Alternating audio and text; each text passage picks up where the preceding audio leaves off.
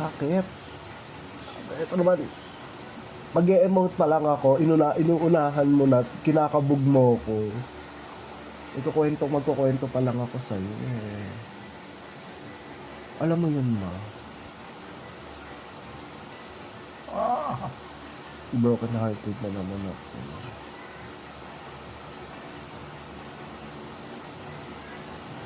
Anyway, ganun talaga ang buhay.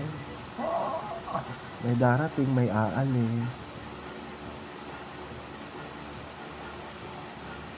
Nakakahanap kaya ako ng taong magmamahal sa akin.